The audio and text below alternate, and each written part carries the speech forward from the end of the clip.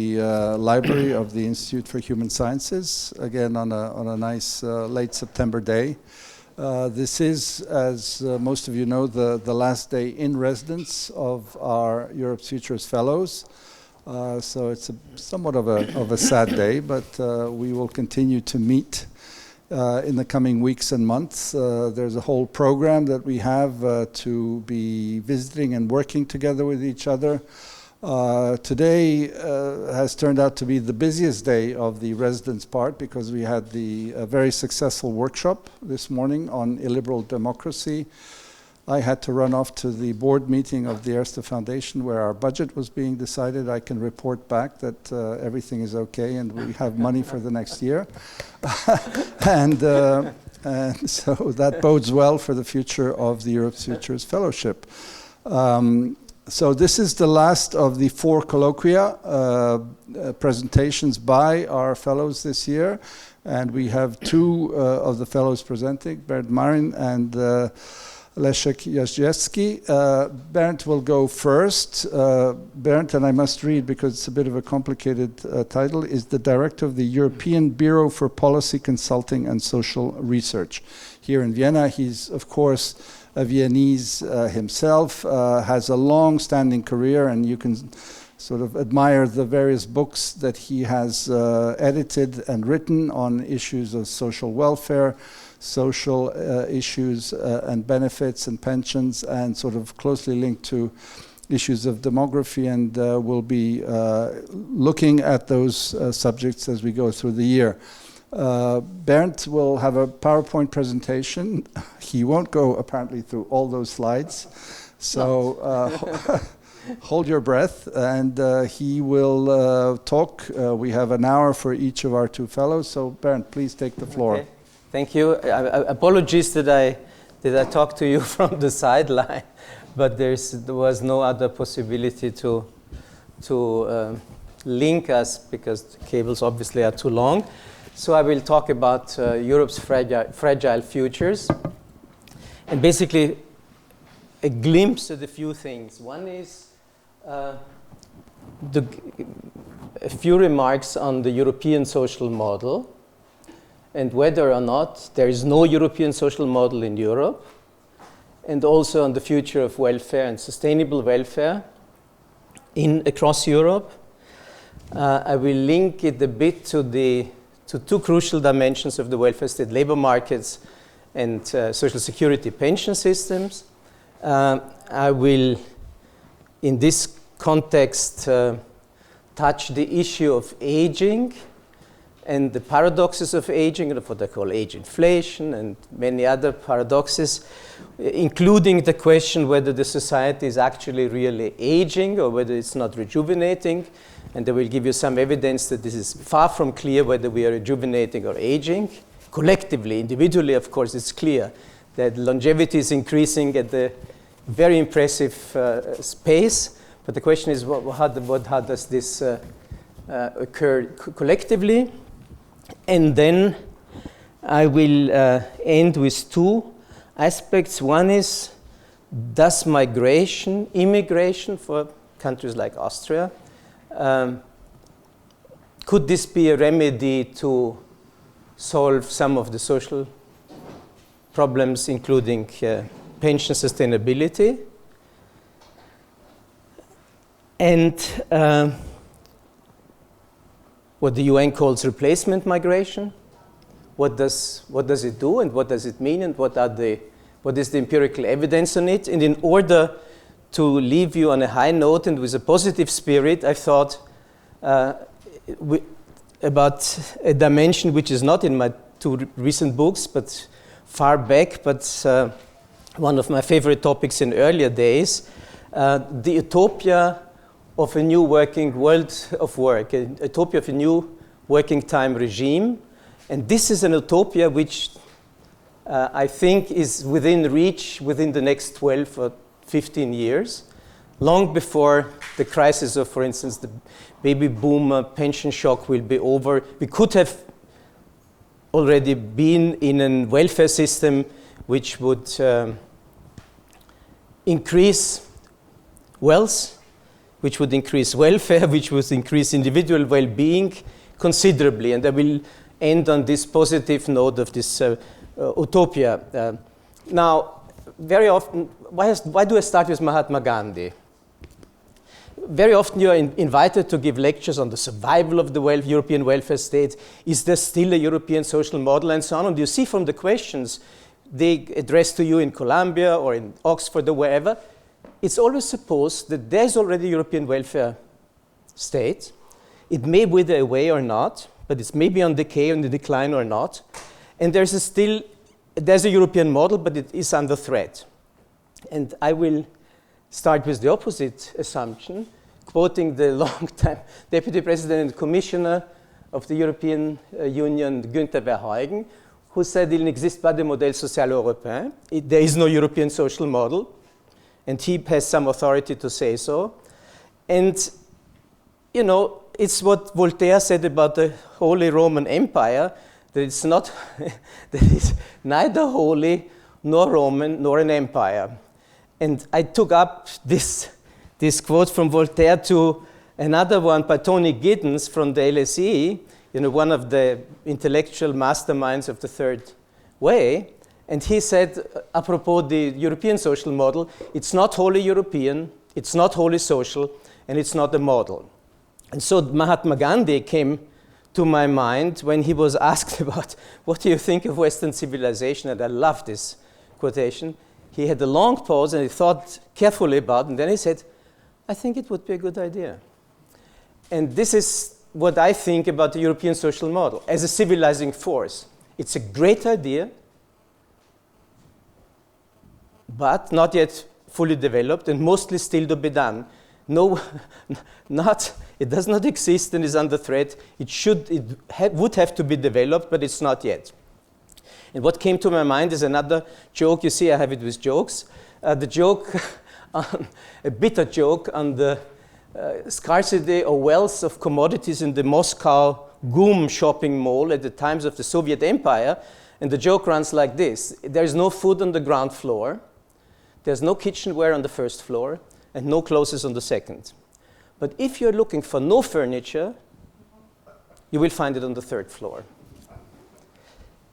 What does it have to do with the European social model? There's no European social model in Europe. The question is only not any longer or not yet. I opt for not yet, and not any longer. There's no one model, no model at all. No common European practices, which you would not find elsewhere in the world, in the OECD world. There's little consensus on economic and practically no one on social policies, none on European social welfare. There's no regulated competition, no coordinated diversity, and so on. And so you go through the whole list. There is no such thing. So in practical terms, if you think of, say, New Labour's global Europe conception, Brown, or the Baltic liberalism, the Scandinavian Folkheimet welfare state, l'Europe sociale et le patriotisme économique à la française, the different variants of the German social Marktwirtschaft, or the Austrian social partnership, these are worlds apart, planets apart from each other. And so to get them into some upward convergence in the language of the EU bureaucracy, I do not see yet. So my hypothesis, to start with, is there is actually a European avant-garde European social model, but only in significant minor parts of Europe today. I have several calculations. It covers about between 5 and maximum 30% of the European population, maybe 9 out of 28 or 13 out of 32 countries if we include the European economic space and the EFTA countries as well, Norway, Iceland, and so on. Then we could have a few more, but it's a minority program within Europe. And so a genuine European social model is neither foreseen nor admissible within the EU. It's evoked, constantly evoked in rhetorics. It's what Tony Giddens calls paper Europe, and subsidiarity obviously makes it a national concern or the subnational concern. So what we have is a great discrepancies between values, words, deeds, and results. They're great words, great values, great ambitions, pretty incoherent action, and to put it very, very mildly, quite modest results, if not to say sometimes disastrous results, when it comes to unemployment, mass unemployment, youth unemployment, poverty, and so on and so on. The sheer evidence is pretty disastrous. This, of course, generates a chronic overhang of disappointment. If the expectations are so high-flying, and you generate constantly this high-flying expectation, you have a chronic overhang of disappointment, in particular as the European social model is defined by its result and not by procedure. It's not like the American way. You follow certain procedures and then everything is fine, but you would have to produce results.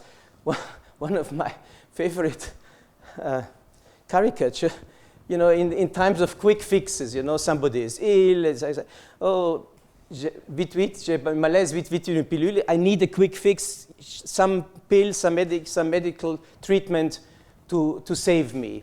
So the poor patient, the doctors around him pour all kinds of pills into him, like the average Austrian Viennese person, my age upwards, consumes about 19 pills a day. You may be surprised of how people can ever survive this kind of treatments. Anyway, you have this whatever 19 or so pills thrown into this patient. And then at the end, the doctors who stand around this poor patient say, patience, il y a une qui fera l'affaire. This has this very nice double sense. There may be among all those pills one which fera l'affaire, which may decide things one way or the other, healing or killing the person. And we don't know, and the doctors obviously in particular don't know whether it's going to heal or kill the poor patient. And this is about the situation we have with respect to, this is the Europe I've been working for the last 27 years. The global Europe is 56 countries. It's all of Central Asia, Caucasian region, Israel in the south, Canada, which is very European, I can reassure you, in all these international committees, is part of this European region. So we have a large. What is the queries of this last bulky book of mine? How to make a welfare society sustainable in this century? How to transform social security into a human institution which is enduring, which keeps it as a civilization achievement. To put very bluntly my own normative position, I think that the welfare society is an historical achievement of the 21st century, of the 20th century, no doubt. So I don't belong to those who want to get rid of it, who think it's part of the problem, not a solution. No, not at all. But it is an urgent need of a comprehensive overhaul because it has so many self-destructive tendencies, and if we don't cope with them, we may run into very serious problems. So modernizing welfare societies requires redefining everything. Its philosophy, core concept, financial base, everything. So redesigning it means really reinventing all those basic concepts: retirement, work, wealth, health, and welfare. What is at stake? Not the imbalances between young and old, as often is claimed, but between those who work and those who don't work. The Austro-Marxist tradition, Karl Rahner, for instance, the revisionist Austro-Marxists, called it dependent classes as against working classes. So the productive working class who pays social security contributions, who pays taxes, and the great number of productive working class people feed those who are poor, old, frail, whatever. The Versorgungsklassen. Ralph Dorndorf, the liberal Ralph Dorndorf, took it over from the Austro-Marxists and used also this concept, Versorgungsklassen as against Erwerbsklassen. The core problem in Europe today is the people out of work. We have about 100 million people non-employed, those who do not even look for a job any longer or did never ever look for a job for whatever reasons. I come to this later. And you have, depending on the business cycle, between 18 and 27 million people unemployed, which is a catastrophe in itself. But for each of the unemployed persons, you have another 4 to 5 non-employed persons. And this is altogether the real problem in Europe today. Continental Europe may now strategically move towards northwest or southeast or towards the Mediterranean. One of my hypotheses is that in contrast to a highly ideological conceptualization between the liberal and the social or social democratic hegemony in Scandinavia. Those Anglo-Saxon liberalism and Nordic social democratic countries have more in common with each other and with the Netherlands and Switzerland and other countries than they have with the rest of Europe. So they are work societies, basically, and a developed welfare state needs a work society with high employment rates and so on. So 77 years after Beveridge and 150 years after Bismarck, all of this needs to be radically reinvented. What are the four potential paradigms? The one I personally plead for is a pluralist welfare society. We'll see a welfare mix model, not just state and markets, but civil society and private sector and non-NGOs and all of this together. Then you have the traditionalist, paternalist, etatist Sozialstaat of the Bismarckian type. Fürsorgestaat, very paternalistic, very conservative, the German and the Austrian model. You may have laissez-faire Darwinism, the Stone Age liberalism or neoliberalism, this is the third option. And recently we have a renaissance of fascist thinking. And so the protectionist national social, you could also call national socialist. I stopped calling it welfare chauvinism. It's a feel-good chauvinism. It's really people buying votes by assistenzialismo, as the Italians say. You just throw money into the, and if you think of what, for instance, the FPÖ in the last election campaign promised people in terms of minimal pension income and so on, would have blown up the budget several times. So this is really this. I jump over this. Just one word maybe in a capitalist social market economy as we are in, we cannot follow the Esping-Andersen strategy, politics against markets. Yes, we do have to constrain and occasionally work against markets, but also with markets. So decommodification in itself will not do the trick, because for reasons I cannot elaborate, but just to tell you my premises. There are three great promises of the European welfare state. All of them have disappeared, while in the 1970s, 80s, even the most progressive minds from Habermas and Klaus Offe, and you name them, nobody would ever have expected mass unemployment, a decay of the welfare state. We have seen very serious problems with the health system, the medical system, the pension system, and so on, and not something close to full-time employment, so that everybody would have a job who wants to have a job.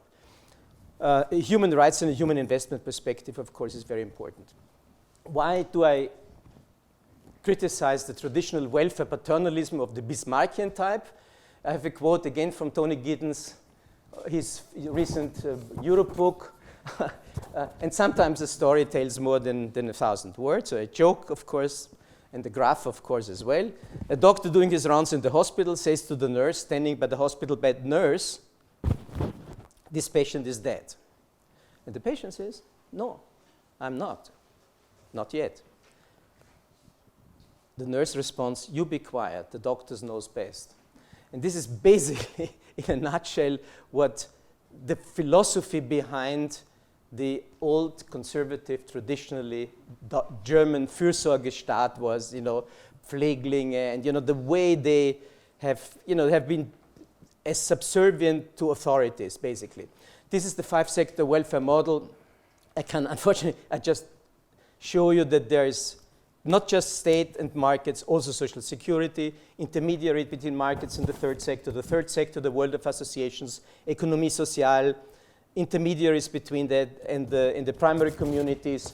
And it's quite clear you need a very complex state orchestrated, but you need a complex orchestration between the different sectors to produce welfare. You see the organizations in the middle, and according to a public goods theory, the outcomes on the right-hand side. And it's quite clear, whatever you think of vaccination or safe sex, or you name it, imagine this, the state cannot deliver this in itself. Somebody must use the condom as an individual and not just wait for getting things delivered to your home. So it's obviously that welfare is a complex function to be produced jointly and not. Work and income in job-holding societies, Agni Heller, an old friend, has created this job-holding societies term. This is, the position. This is the Marxist tradition. Everything depended on your position in work. You may have work and no work, income and no income, and logically this gives 4 and only 4 combinations. You have no work, no income. This is childhood and youth. Then unpaid work is what housewives traditionally do.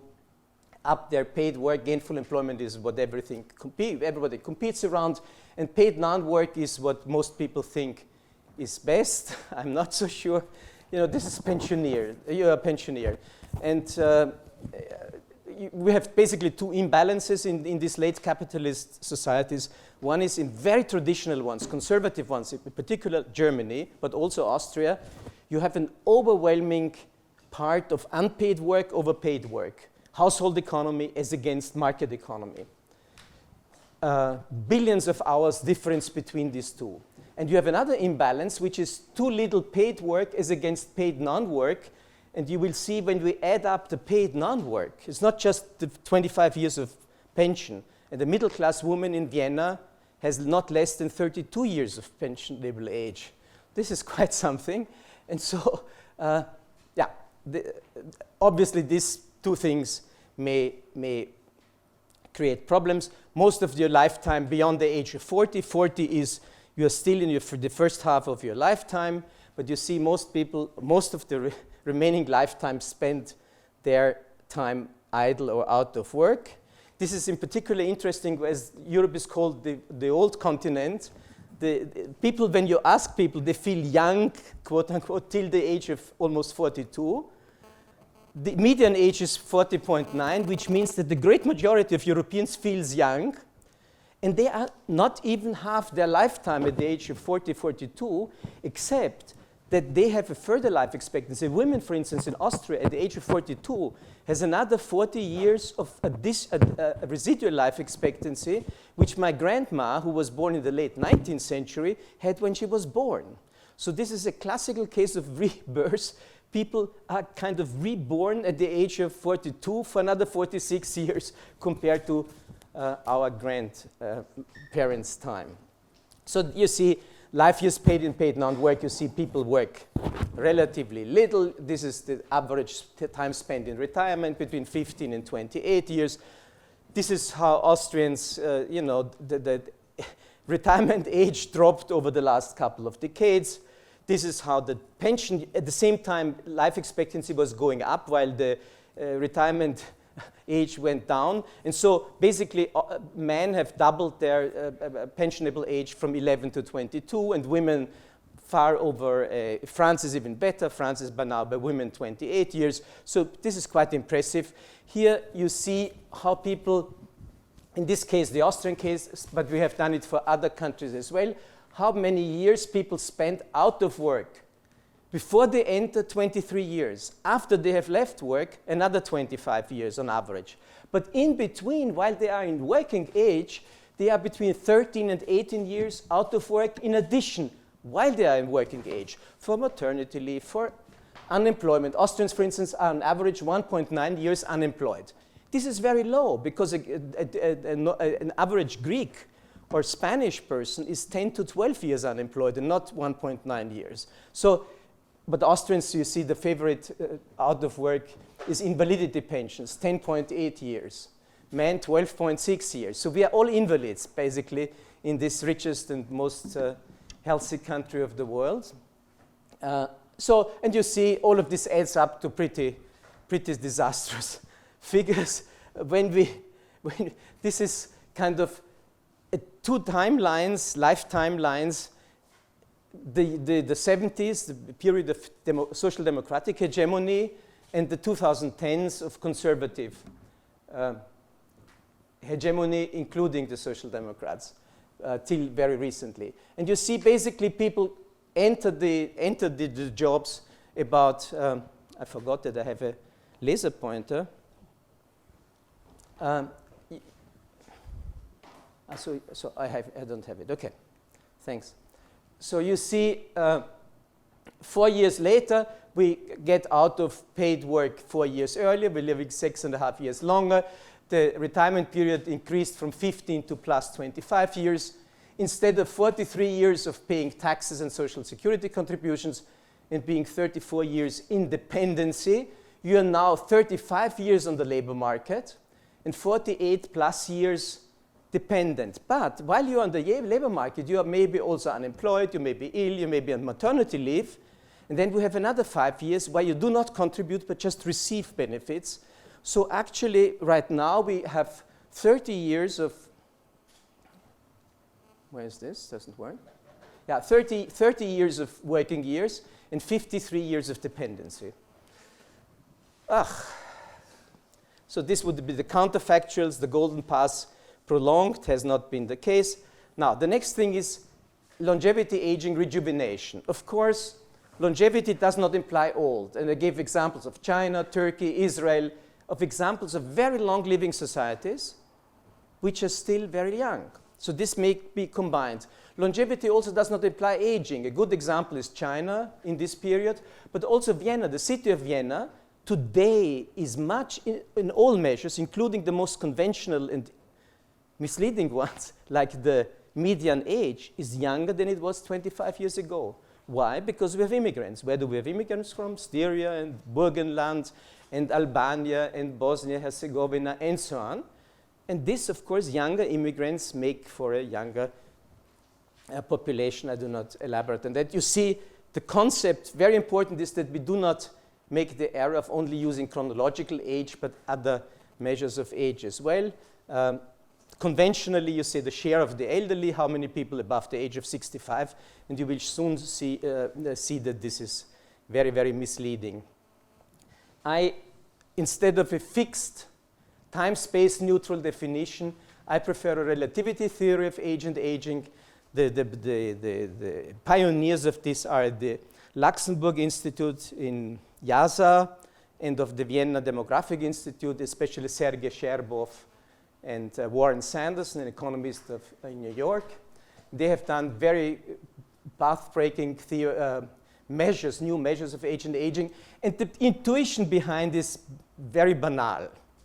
It's young or old at times of Jesus Christ, or Mozart, or Kant, or Goethe. Goethe was an ehrwürdiger Greis at the age of 50, and he was already 5 times almost dead at this time, and his residual life expectancy at this age was much lower than that of Mick Jagger when he was 70. So this is a totally different world, and of course this again applies today, whether you're in Sierra Leone or in Moldova, in the Ukraine, in France, in Switzerland, other planets, not.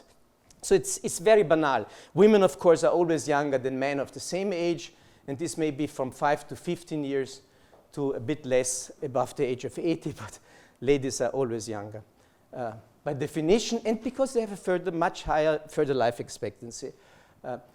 What I call age inflation, again, the Austrian example. My grandma I already mentioned. You know, in the 60s, somebody at the prospective age is what you have ahead of you. 46 years of life expectancy my grandma had at birth. In the 60s, it was somebody at the age of 30. Today, somebody at the age of 40, 42, who has another 46 years of life expectancy. And you may have heard all those slogans, 40 is the new 30, 73 today is the 65 of the 70s, and so on. You can translate ages into each other because you have to discount for age inflation. And this is basically the trick. When the labor market exit age or actual retirement age, this in the golden years of the social democratic era was between 62 and 66.8. How much would it be today? 70 to 74 and a half. If somebody starts a political debate of raising the Rente bis 67 in Germany, you recall this, or yeah, the Belgians who almost never have a general strike, not even when there was Nazi occupation, they had a general strike, but they went on a general strike 2 times a month when Verhofstadt dared to raise the retirement age from 58 to 60. So 2 general strikes against this social brutality. So you see, basically, I think I have not to elaborate, you got all the point. Lifetime rescheduling, this is another, how this changes our generational relations. Basically, again, you see the people above the age of 65 go up 5 times as high over the last 100 next 30 years. Those who have less than 10 or 10 years to live are going, this is going down. The same now is, they take the French or the British example. You see those who have, the proportion of those who have 65 plus goes up and up and up, whereas those who have a proportion, years of remaining life expectancy is 15 years than less, and this is what we think is the best measure of being somebody old, who is frail, who may be ill, who may be health impaired, all kinds of problems. If somebody has less than 15 years life expectancy ahead, we would call him or her old, maybe. But certainly, and you see the number of those who are old according to this realistic assessment goes down and down since 36 in France. This is almost 90 years. And the same now for the UK. So you could show this for all countries. Basically, it's not quite clear whether we are actually rejuvenating or aging and how rapidly. Again, you see in this generation close to retirement, almost all of them are non-employed and very, very little unemployed. Disability is one of the greatest problems. Many times the cost of unemployment, and you have a majority of disabled people doesn't receive a benefit. Those who are on disability benefit do not classify themselves as disabled. So we have really very, very serious problems. I dropped those. What is this?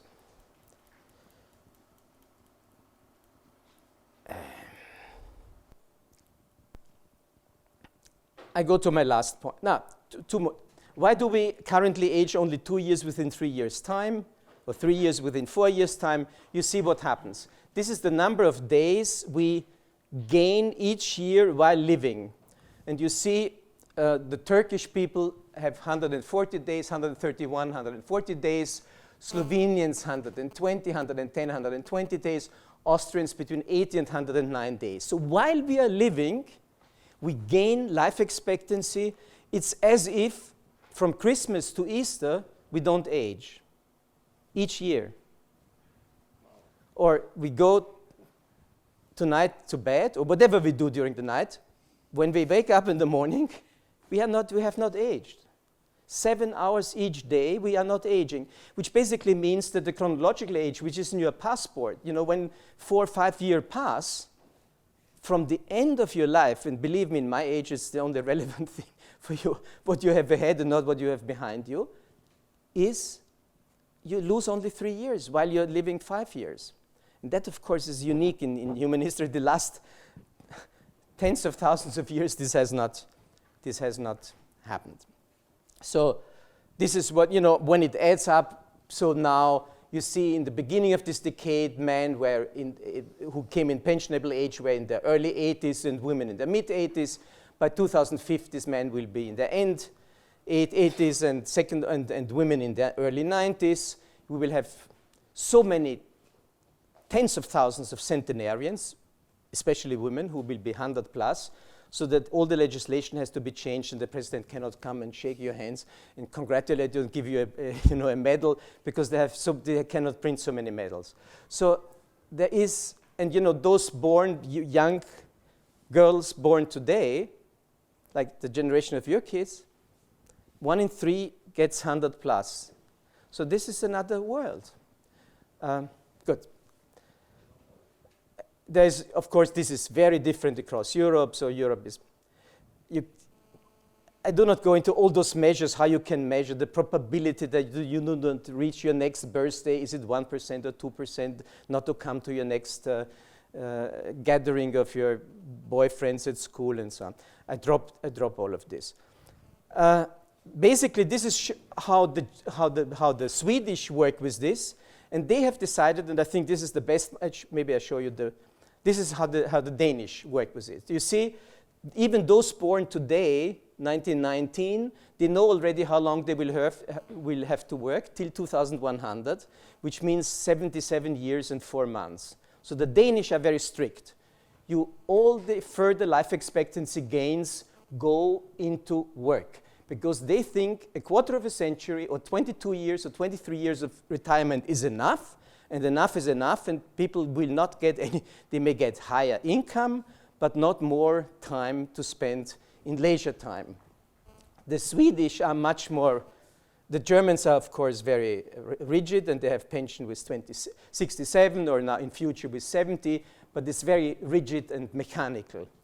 The Swedes say, it all depends on whether we gain life expectancy. If we gain life expectancy, about 60% of it goes into work, about 42% goes into leisure time, and so you see how much leisure time they gain, and the rest goes into higher pensions and better financial security.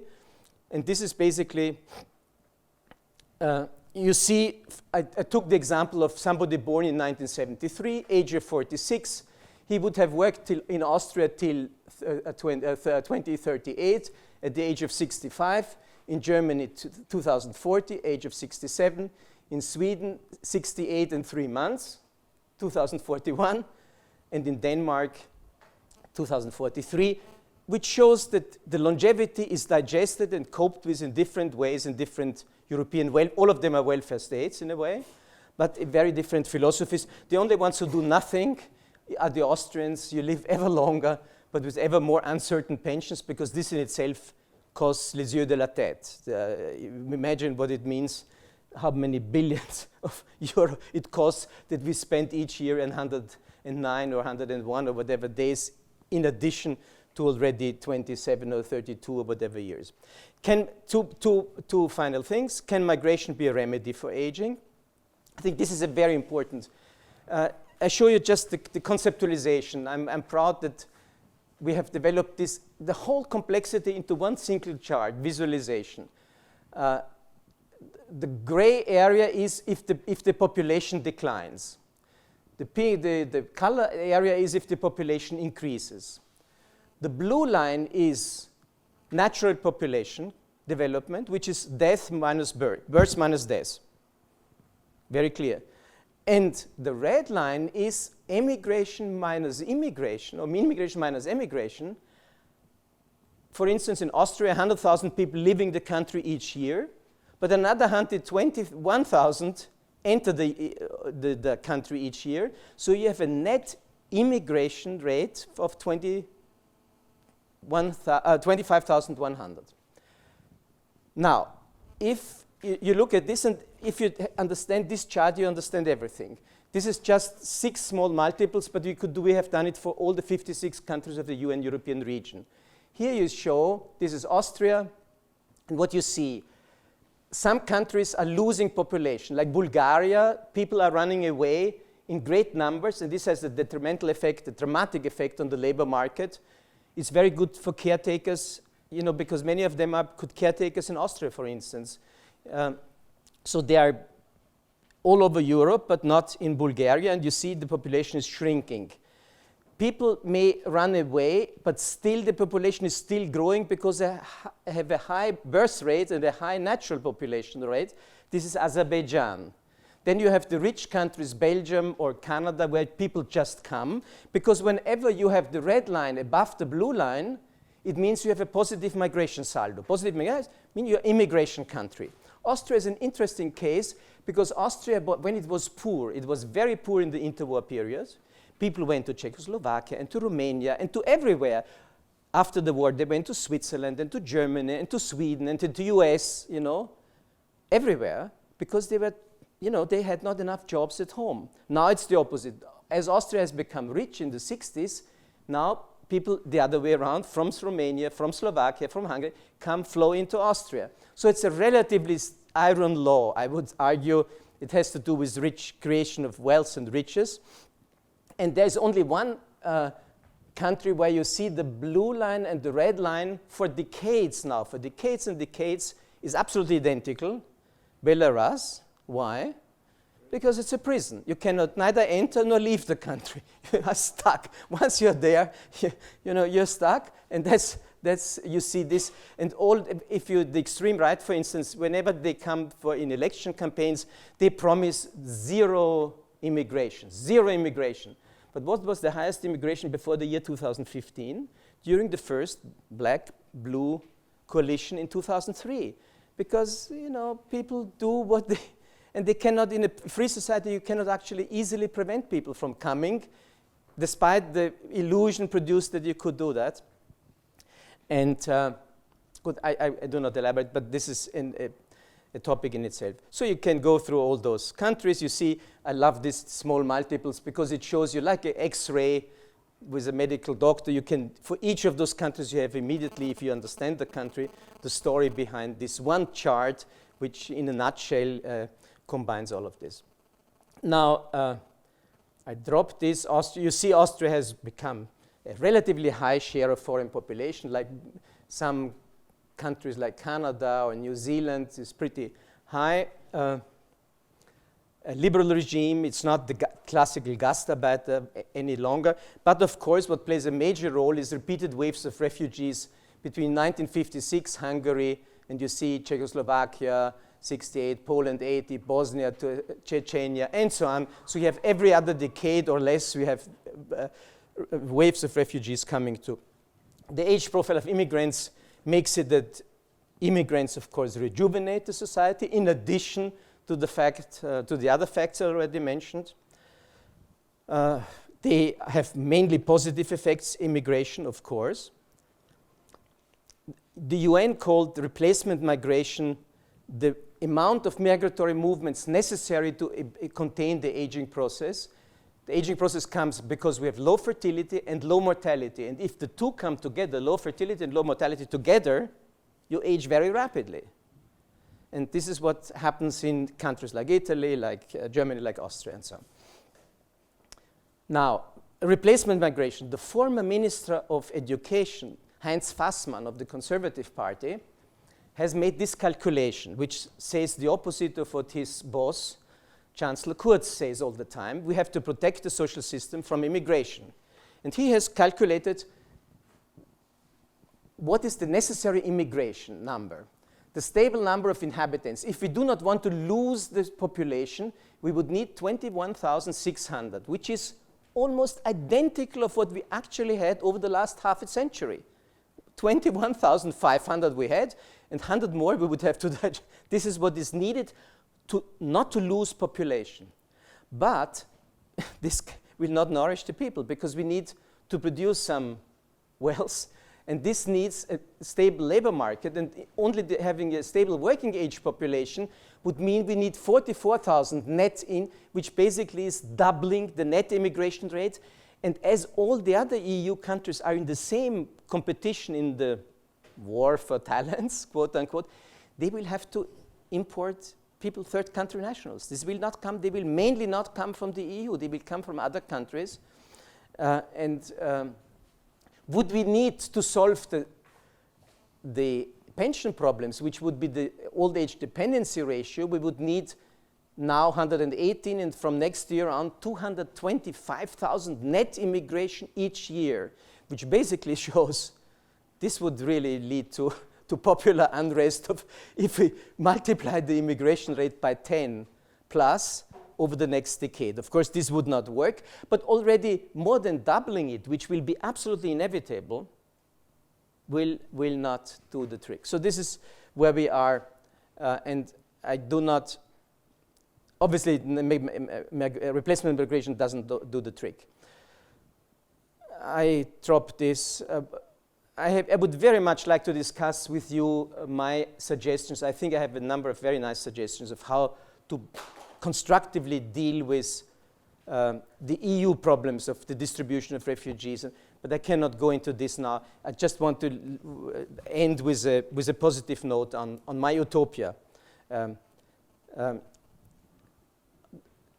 last few minutes. The new world of work is one of hyperspeed, hyperproductivity. What does that mean? You have maximum flow of commodities, of goods. without any storage any longer, client-determined service times, pressured returns on the stock markets, and so on. All of this comes with it. And basically, you need flexibilization to make a profit out of this. There are two ways of flexibilization which I myself reject as being incompatible with the European social model, which is the model of employment relations flexibilization, basically hire and fire, or a gig economy. You have a 1.5 hour contract a month or whatever, this type of Uber and this kind. Or you flexibilize income, and then you have a wage dumping. Again, I think this is incompatible with the European. But if you do not go for flexibilizing employment or income, the only thing which you can flexibilize, and you must flexibilize, is the working time. And I think now, if we are smart, and we are smart, we could have a historical compromise between capital and labor on the terms of sharing the profits of this gold mine. This is an absolutely gold mine, everybody knows. Normally, employers want to have something for nothing, and they say, we want to have flexibilization, but we don't want to share the benefits with you. But if the unions are strong enough, they can extract all kinds of concessions. And the three flexibilizations of working time, the one I'm advocating is you decouple working time and operating times. In extremis, the machines run around the clock, not just in oil refineries, also in chocolate production and news production and whatever. And you decouple machine and opening hours, and finally you decouple variable working times with a stable pay, because the rent has to be paid, all the expenditures come on a regular scale, so completely independent of whether you have variable working time. You have customized time production, mobile workers, partly rolling functions, complex network of subcontractors and component suppliers. I was teaching with BMW Steyr, a factory which produce machines, engines for the cars, and they themselves, for instance, have 14,000 suppliers. 14,000. So these are very, very complex networks which have to be managed. And I will start only with one aspect of this, buying time. We have the paradox that, in contrast to my parents' generation, or to my own use, we had 700 hours less of leisure and 86 days less free days than we have today. 86 additional days. And 700 hours of leisure in addition in just this short lifetime period. But the paradox is that if you ask people, they have more stress and shortage of time in this leisure society, I would call it, is on the way to a leisure, than ever before. And I do not elaborate on why this is the case. There are good reasons why this is the case. What is my suggestion? My suggestion is a historical compromise between capital and labor, how to marry a leisure society with high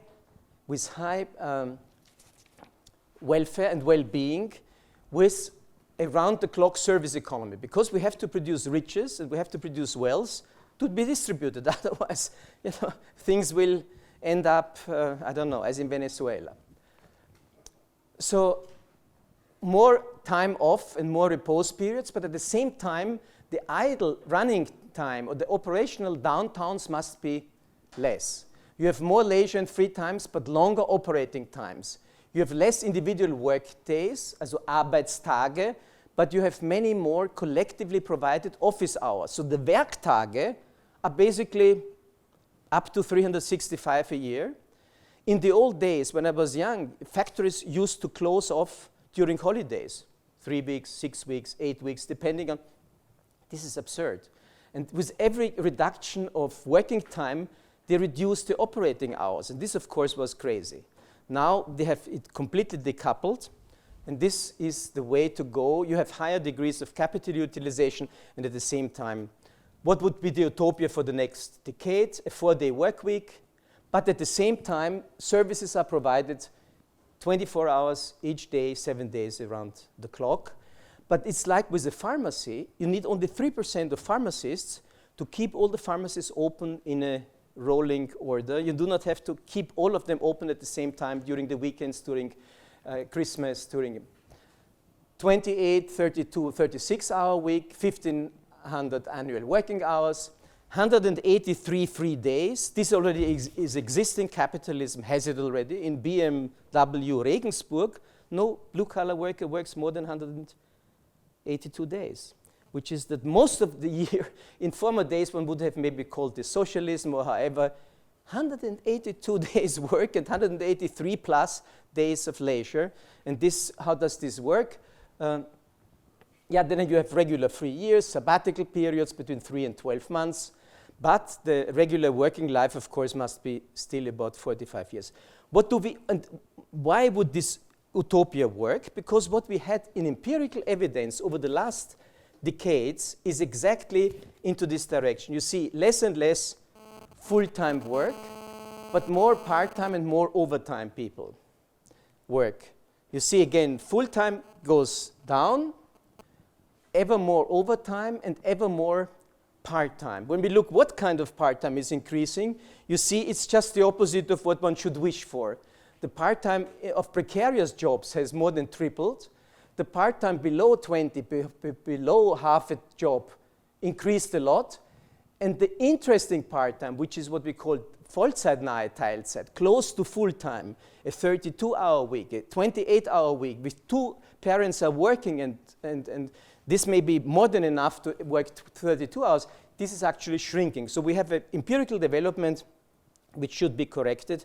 You see that this empirical evidence is unchanged since 3 decades. Each year we have the same data. The majority of people is not very satisfied with their working time. Most people would work rather less, between 3 to 5 and 6 plus hours less. A few people would work longer, but we could provide for individual choices more than we did. Again, you see the trick is always the same. Do you have 36 hours, a 4-day work week, extra days off each week. You have extra long weekends every 5 weeks, but the firm has extended operating hours to 45. And so the trick is always you have what I call multiple job holder schemes. And with this, here you see Rover Long Bridge. You see some people work in an alternating cycle, 24 hours, 32 hours, 40 hours, 24 hours. So in a cycle of 5 weeks, you know when you are expected to work how long. You would know it for next February when you go with skiing with your daughter. You already know what shift you will have this week's, but you always have the stable pay. Whether you work 24 hours or 42 hours, it's always the same, and it's a fixed scheme. Here you see the same with BMW Regensburg. And basically, the operating hours go down. Actually, they go up. The non-utilization time goes down. You see the non-utilization time is down everywhere, and the working time is down as well. So this is the new flexibility revolution. What does it affect your private life? No, not yet. You see women continue to work much longer hours than we men do. What we men touch is always paid work, and women do mainly unpaid work. And this is the source of all inequalities on the labor market, that the unpaid work, which in Austria, Germany is still the majority of hours worked, 11 as against 8 billion hours a year, this is done. Last, interfamily, you see who does the household jobs unpaid and often ungratified. You see it's always between 2/3 and 3/4 or more is done by women. If the woman works part-time or full-time, or the man works part-time or full-time, this varies a little bit. So if women work more, men do a little bit more in the household. But I have found only one single case where they share it fairly half-half.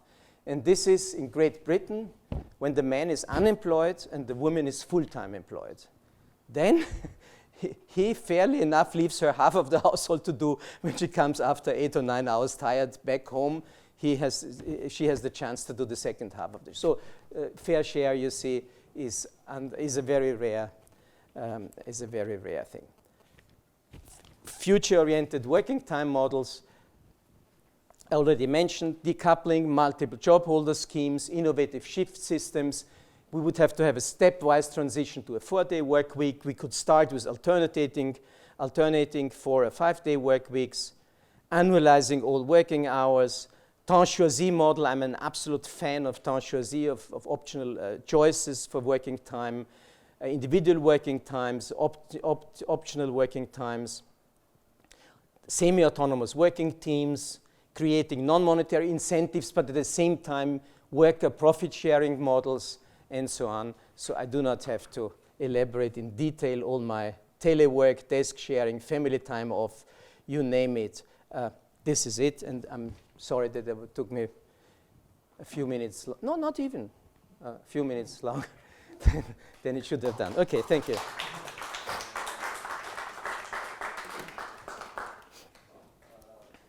you very much, Bernd. The future is now. Some of us will benefit from the utopia.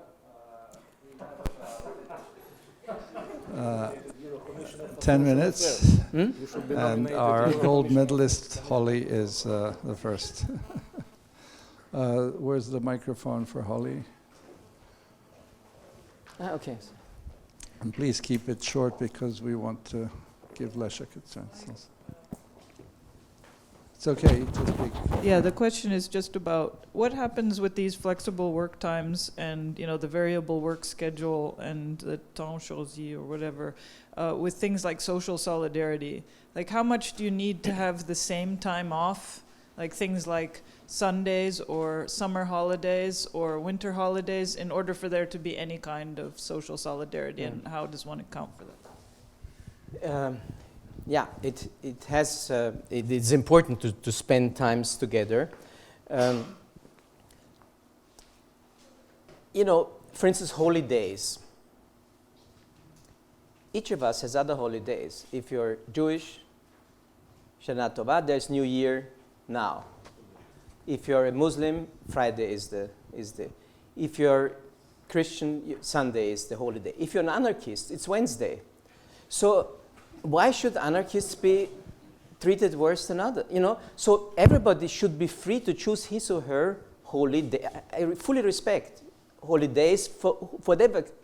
The question is, would we have to, in a pluralist and complex and society, would everybody run by the same clock? I don't think so, because then you end up in Mea Shearim, you know, that people are stoned because they take the bus on Saturday. But this isn't about everybody running on the same clock. It's about whether everybody ever, for even a day, runs on the same clock. You know what I mean? It's not about, because it's clearly not all the time. Is there ever a time when everybody... If you have 183 days, 3 days a year, then it should be pretty easy compared to my parents' generation, or don't speak of grandparents. Very easy to find days, common days with you. But most of us are too busy to... The interesting thing is that while we have so much more free time, quote unquote, we spend so much less time with our children and grandchildren. So that's the interesting thing, because hundreds of hours we spend in front of the glotze of the TV, so when we have a hard look, and I'm passionate about time use surveys, and I use them a lot, and they tell you a lot about people's revealed preferences, what they prefer, and whether they rather spend time with their kids or see the Sevens movie the evening, you know.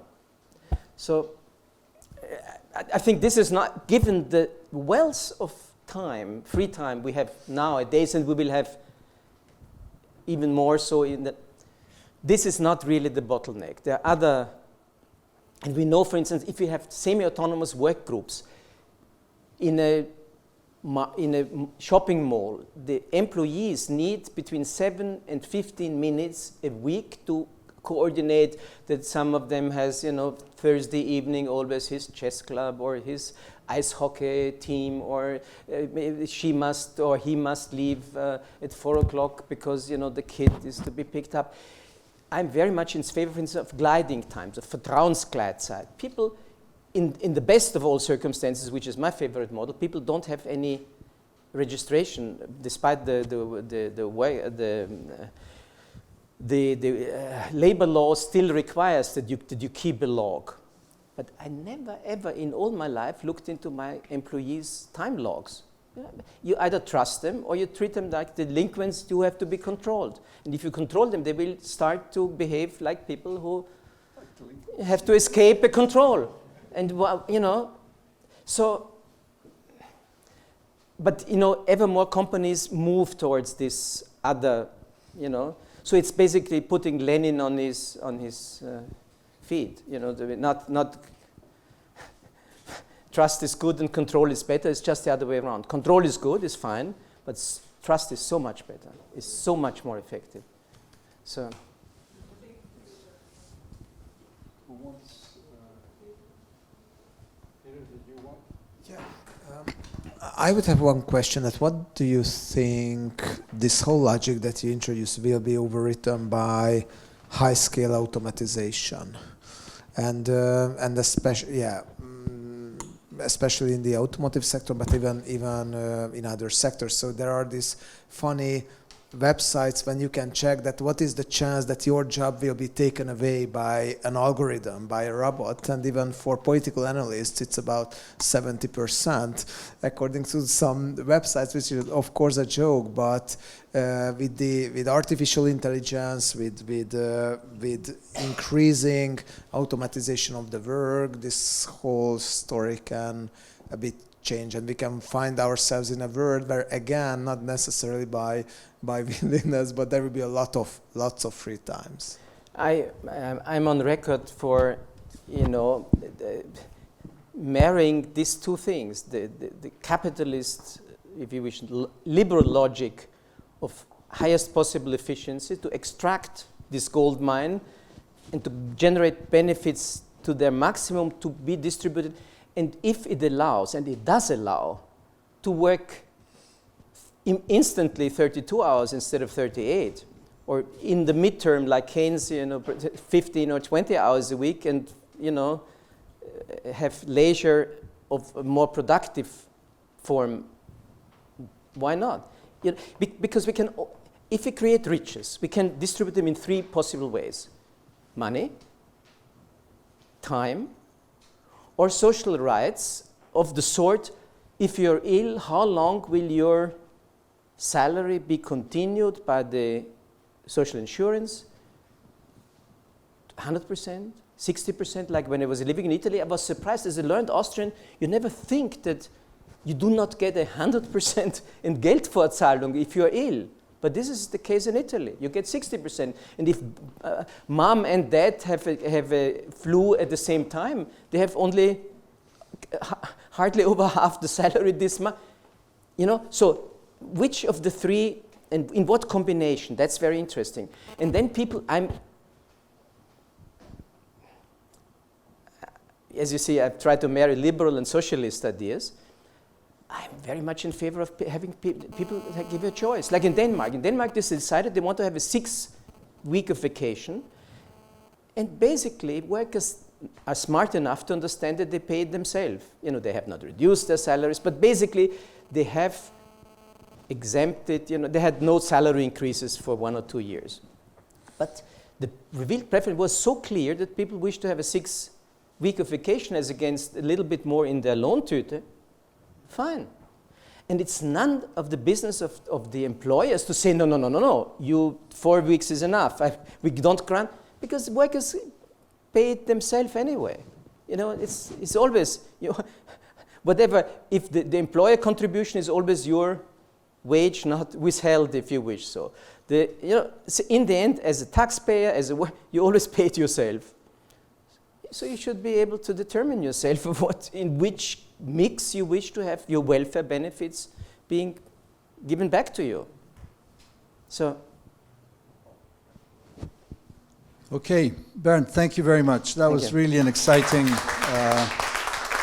expose, and I'm sure all of us would wish to go back to those slides at a slower pace and look at all the the fascinating analysis and details that you have brought to us, because, you know, at a sort of empirical level, we all feel this in our daily lives from various aspects, but you sort of put it all together and gave us a kind of a possible blueprint for the future if one can marry a kind of a liberal and a socialist point of view. So we move on, and clearly Leszek does not have a PowerPoint presentation. So Leszek Jażdżewski from Łódź in Poland, who has joined us. He is the editor-in-chief of the journal Liberté. I ran a publishing series in Belgrade called Libertas, and that's how we found a common language when we met. So clearly we are on similar wavelengths as we are with all the fellows. And Leszek will try to explain how we save liberal ideas and thoughts. Leszek. Oh, thank you, Ivan, for the kind introduction. I really feel that, well, it's not quite a modest task. I got on to work here in IWM. And, well, thank you for being here. I was thinking that if I already have the answers, I would perhaps have my fellowship cancelled because I'm supposed to find them by the end of June. I'll treat this meeting with you as more as kind of like a testing space for certain points I came up with while being here, but also while doing what I do back in Poland. So sorry for not presenting you with such a magnificent and coherent set of ideas and slides as Bernd or the previous speakers here. My background, as Ivan already mentioned, is more in this between the politics and ideas. I see the role of my institution and of myself as more as a transmission belt between ideas and the outer world. So intellectual, but very much also in the way of advocacy and activism in a way. So ideas are useful as long as you can really use them. Let me start by the quote that you might recognize, which makes talking about Europe a bit difficult. I always came upon the word Europe in the mouths of politicians who wanted something from other powers they did not dare to ask for on their own behalf. This is Otto von Bismarck, of course. And another quote from Philip Blom, who has been here just not a long time ago. And Europe is a continent without a future, not because of the structural fault lines and increasing dysfunctionality of the EU, the crisis of its currency, the influx of refugees, or the threat of European breakup. It has no future because its societies and leaders have chosen not to have one. Future means change, and change we have learned is mostly negative. Climate change, collapsing social systems, threats to social cohesion, the likely loss of Europe's global position, the problems of demography, and the limits of growth. European societies have therefore decided not to have a future, but to drag out the present as long as possible. Well, I believe that our task here is to provide Europe with some kind of future, at least with scenarios in which future is possible. Well, to strengthen the Philip Blom's argument, just to quote a few statistics for you. This is the 10 EU countries that Pew Research was doing 1 year ago. For me, as a poll, it's actually pretty I feel I don't know what to make out of these numbers, but out of 10 countries, Greece, Italy, Spain, France, UK, Germany, Hungary, Netherlands, Sweden, Poland. Only in Poland, there's like 59 people who say that the future generations will be better off, 25 against. Next is Germany with 37 for and 52 against, the better future for the children. Well, there is Hungary, 35 to 41, Sweden, 35 to 50, and so on. Well, France, 15 to 80.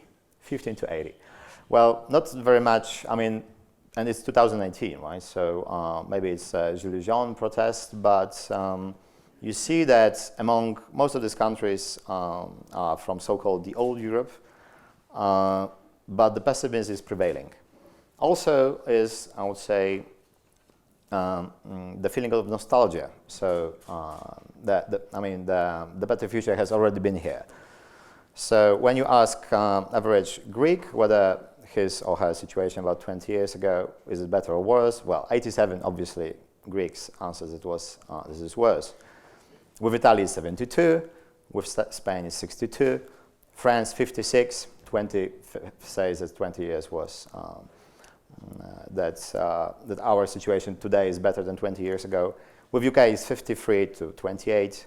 With Germany, who is supposed to be the example of the best economic successful periods in the last couple of years, is 53% are saying that, it's 46% are saying that their situation is worse than 20 years ago, and only 36 thinks it's better.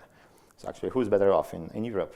Well, there are some people who say that it's better. It's Netherlands, 45 to 31, Sweden, 66 to 19, and Poland, 68 to 17. Well, so much for the economic explanation of the populist wave spreading across Europe. Even in Hungary, it is 44 people who say it is worse and 33 who say it's better. So you see that in comparison to Spain or France, which are still not accused of being liberal democracies, there is a big disparity in the way that people think about the economic future and economic recent past. So we can see that the pessimism is prevalent. We could quote many other statistics, but I don't think it's necessary, and it's not my role here. But maybe let me start with, well, before we get to thinking of solutions, which of course, as I said, I don't see that we come up with them just, during a couple of weeks of research. It would be too easy. But let me start with trying to dismantle certain illusions we have about our situation, about ourselves as Europe. I suppose you might be familiar with Timothy Snyder's speech at the Czech, not the 9th of my speech, which is also worth quoting, but point to the speech he made on the 100th anniversary of the, I think it was of the end of First World War. It was 2018 at in the Institute of Foreign Affairs in Prague.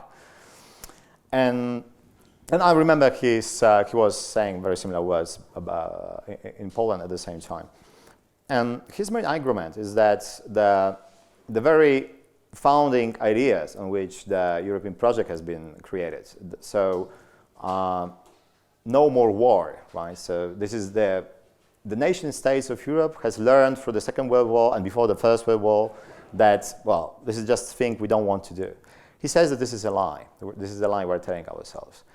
He sees the Second World War, and I think it's very interesting to understand the tensions of the East and West later on within the European project. That basically the Second World War was the colonial war inside on the European continent. So you had Germany, who used, of course, one might say very much, on a much higher level, the tactics that European empires employed before on to the countries that they didn't recognize as legitimate. And that was the first, in Snyder's argument, colonial war that was lost. Well, we can quote also perhaps the English at the South Africa and maybe a couple of others, but this was perhaps the major blow. And since then, you see, for example, the Germans treated Russians and Poles and the whole Eastern Europe as, of course, and Jews, as inferior in many ways. Well, in case of Russians, it didn't really play it out. And so did to the other colonial nations after the 1945.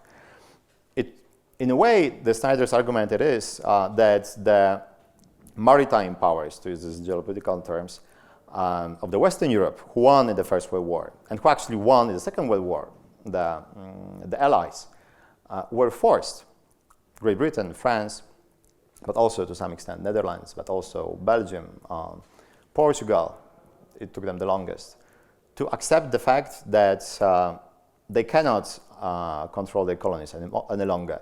They were forced out of the global markets, also by the politics of the US, which was, well, of course, dominating the anti-Russian, anti-Soviet camp. So the former empires were reduced to what was basically the whole their core capitals, well, nation states. Nation states which were of very short history in the period of Europe. The history which was, as you can see at the Central Eastern Europe, a fatal history.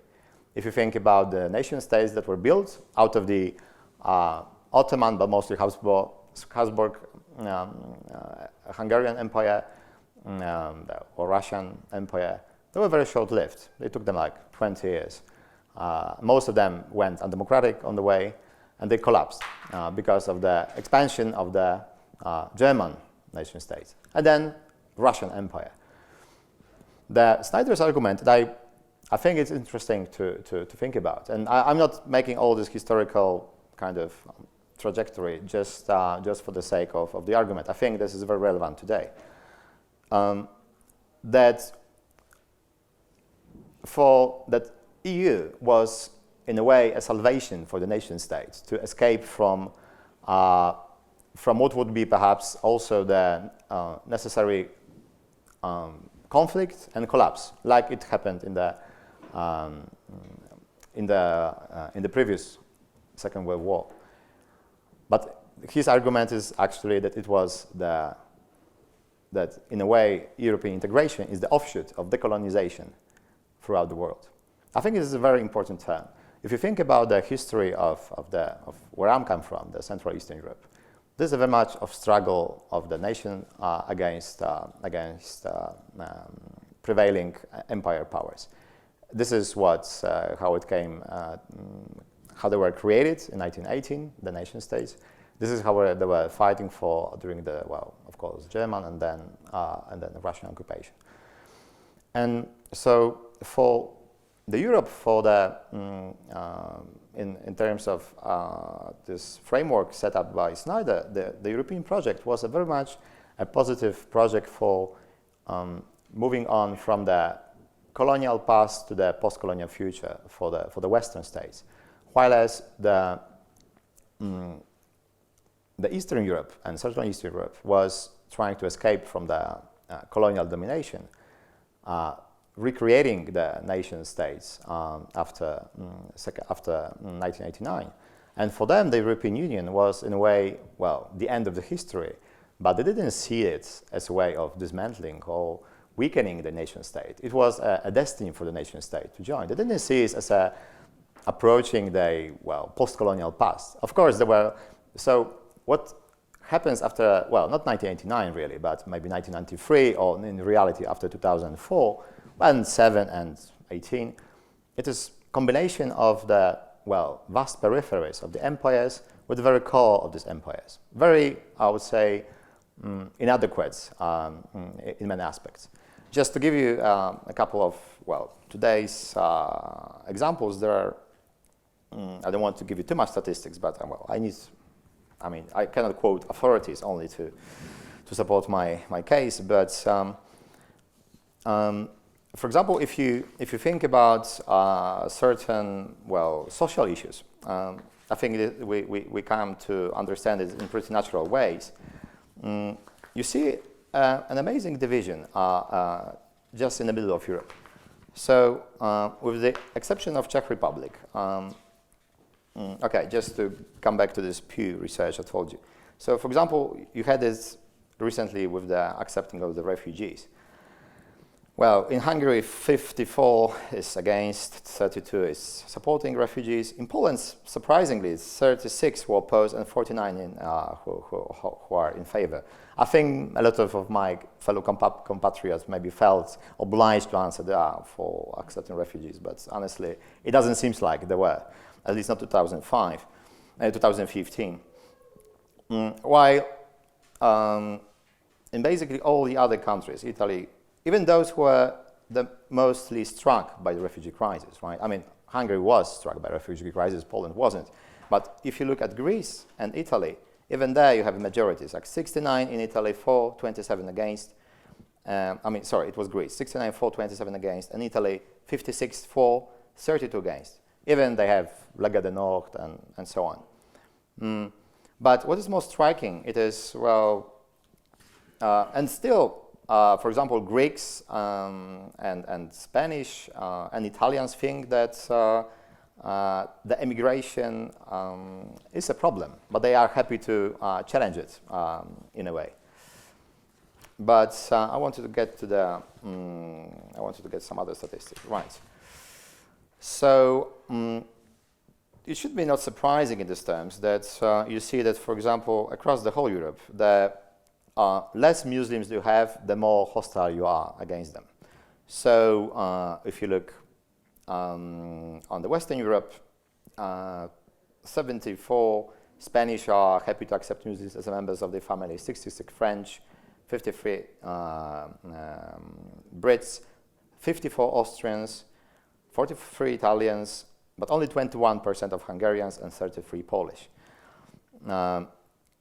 Basically, Russians are more acceptable towards Muslims than Poles, 34 to 33. And actually, this division goes just in the middle of Europe. Only Czech Republic is the exception. You have 12% of people who are, well, I would say not an exception in this case. It's 12% of Czechs who are happy to accept Muslims as their members of the family. This is an exception because in all other statistics, Czech Republic seems like a Western country. In this certain anti-Muslim approach, I mean, at least for me, it's hard to explain, but maybe. Perhaps, but still in comparison to all the other kind of, I mean, they are the most secular and so on, it's still quite interesting. And they don't even have this kind of anti-Muslim government as Poles or Hungarians. Well, also it should be not surprising that basically, with the exception of a couple of countries, it is like for, well, Bulgaria, Poland, Romania, Greece. Greece is actually behaving like the Eastern European country in many of these social issues statistics. We have also Georgia and Armenia that are not part of EU. These are the countries where you have like 70-something people saying that religion is very important for them. Only in Portugal you have, I mean, from the Western Europe, we have 62% who are saying that this religion plays an important role for them. 53% of Italians, 45% are against. And all the other countries are below the 50% threshold. So you have more people who are saying that religion is not important for them. Starting with Ireland, 48 saying it's important, 49 not important. That's quite a transformation. The Baltic states are actually, and Czech Republic are also at the bottom. But these are also, you can see that in many aspects, Baltic states and Czech Republic is, well, behaving like a Western part of Europe for many different reasons. And I will end up this kind of statistical quotes with gay marriage, because I think this is one of the best ways to test this kind of social openness of the countries. So, with the exception of Czech Republic, where we have 65 for, 29 against, there is basically. And Slovakia is just it's 47-47, so it's just a draw. All the other countries from the Central Eastern Europe are against legalizing gay marriage. With Hungary 27-64 opposing, Poland 32 for, 59 against. Well, from all the other countries I said from the Eastern Europe are here, but we also have Greece. So on this issue, which seems very natural in the Western Europe, you see that for different cultural, I would say historical reasons, the Eastern Europe is very strongly opposing what they see as LGBT propaganda. They what is interesting, within the European Union doesn't have much to do with the social issues, right? You cannot force the member countries to accept the gay marriage or any other, I would say, human rights aspects of, because I believe this should be treated as a human rights issues. The right to abortion, for example, or at least recognizing the marriages which are being created in the countries which recognize them.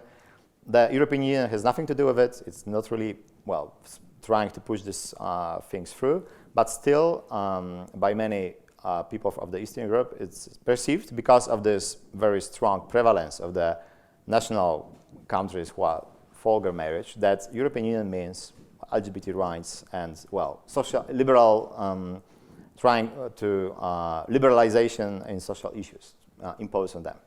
I think this, in a way, it's very dangerous, but also it's an opportunity for local liberals, domestic liberals, to trying to fight back. But so this division that we see, it's not only, and I promise not more statistics, but if you look at the issues like climate change, if you look, it's actually now it's changing, but at least some countries from the Baltic states, Poland and Romania, are very strongly divided in terms of Russian influence and Russian role. It is quite surprising that actually you see that median of Europeans who are afraid of Russian influence in Europe is basically the same, it's around 40%, as those who are afraid of the American influence in Europe. I would say that for the countries which are using the NATO shields, it is pretty scary, but also it shows what role the Trump leadership, so to speak, plays in Europe. What a negative role it played for transatlantic relations. But also, if you look at the Eurozone integration or social rights, which French called dumping, right? Social dumping, rule of law, you see that if not all, but with many countries of the Central Eastern Europe, you see a very deep division. And I think it has a lot to do with what has started from Timothy Snyder's argument, that we have two different sets of countries with two different approaches towards their national identity. So you have the Western countries, for which it was, in a way, moving forward, and the Central Eastern European countries, for which any limitation of the sovereignty is seen as an oppression. So it's very easy to play the European Union against Central Eastern capitals. If European Union try to impose a rule of law on you, then of course you fight back. It seems a very natural thing to do, to defend your sovereignty. So, in my opinion, trying to solve this rift, which I think is only widening in many aspects, is to trying to approach the central issue of national identity, which is also, in a way, very different in countries like France and countries like Germany and countries of Central and Eastern Europe. In Central and Eastern Europe, this kind of cultural definition of nation, this culture, right? This basic of language, of blood, of belonging, of sharing common past is extremely important. It's hard to imagine that out of this you can create a kind of citizenship that would be disregarding of this origin. Why the, for example, French Republican model, or UK, when you have the citizenship of the Union, you can be British, not necessarily English, right? Coming from abroad. This poses less of a problem. So let me. I promise not to speak too long, but we'll see. I will get to the tensions that we are facing, and perhaps through those tensions we can find a way out. So the problem with the EU was not only that we tell the kind of founding, lie, maybe it's a strong word, it's founding illusion about ourselves, but also is that in the last couple of, let's say, there are certain moves, geopolitical moves that EU made, which didn't really play well when you think about consequences. Look at, for example, German unification, or we should rather say incorporation of the East Germany to Western Germany. In the parallel process, the François Mitterrand persuaded Chancellor Kohl to create what later became known as a Eurozone. It was created to limit the German power after unification.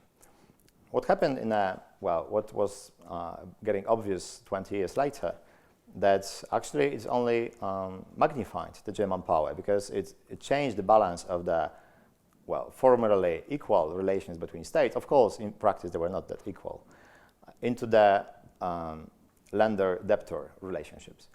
And with this process, parallel also to the process of intergovernmental changes that happened in the Treaty of Lisbon after the failed trial of creating the Constitution for Europe, you also see that the more and more power was moving into this level of relationship between the capitals, between nation states, which to very much extent changed the balance of power inside the Union. At the same time, you see the enlargement of the EU, which, by the way, wasn't the process which we like to tell ourselves that, well, EU was forced in a way to do this, because it was forced because it promised to, well, welcome any European country, and the new emerging free nation states in the Central Eastern Europe, well, it was like an existential choice for them to join. It is interesting, it is coming back to Snyder, that people who are outside EU, like Ukrainians today, for example, or those former Yugoslavian countries who are still out, they understand that EU, they understand the kind of this, on this fundamental level, what EU means to them, that this is the way to secure their existence as a nation state in this particular place and time of the history. Once you are in, it is a great example of, well, my country. You tend to forget what it means. You tend to forget that it was the existential choice made for you for historical reasons. So we see that inside the European Union, you see the processes in which, so the process of enlargement also threatens, well, the cohesion of the EU, because you had what Ivan Krastev called demographic panic in the East, so the people were emigrating. It's hard to actually prove or disprove his points. I think at the time it solved a lot of issues. Maybe now it's becoming a problem. But this immigration from the Central Eastern Europe of people who felt like citizens, who were empowered to use all the resources of their countries which they immigrated, wasn't, I mean, of course it was seen as one of the main arguments for joining in terms of the countries from the CE region. But for people who stayed in the Western Europe, it was seen as kind of real threat of their well, identity, but also of their chances. It was seen as a forced move. Even though, like in Great Britain, it was their own decision not to have the 7 years of the transition period. All these processes, I think, this feeling that there are certain processes in which you don't control, like Greece and Ireland versus Troika and in the Eurozone crisis. The immigration influx to Ireland and especially Great Britain, also then to other countries like Austria and Germany a couple of years later. All of this, it seems a way for the citizens, especially of the Western Europe. And then the migration crisis, which was basically kind of really like just showing how weak the solidarity is within the Union, how weak is the we inside the Union, played the role of showing to the EU citizens they cannot control their fate. They cannot control what's happening to them. They have very little control over the borders, over the choice, the economical choices, who is coming to their country, who they want to pay, but also in the richer countries of the north, also who they want to support, whether they want to rescue the Greek or Portuguese or Italian banks. So these processes were very often self-inflicted wounds in terms of EU. For example, the way that austerity and the whole Eurozone crisis was trying to be solved. I recommend you this Adam Tooze's book, Crashed. It just shows you the difference that, okay, United States might have started it, but because of the very active federal bank from the very beginning and very active choices made by the federal government, they were very quickly out of it, while we were dragging for a long time, and we are still not over it yet. So these are the processes from the inside the EU, but also there are processes from the outside of the EU, this tension, this crisis, because we have a couple of parallel crises that we try to address. So so out of the 2007-2008 crisis, you see the crisis of the expertise, the crisis of the liberal democracy as such. The liberal democracy very much is based on the concept of the elites taking care of the things.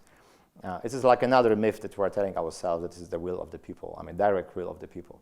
Of course it's not. It's a certain procedures performed by the experts.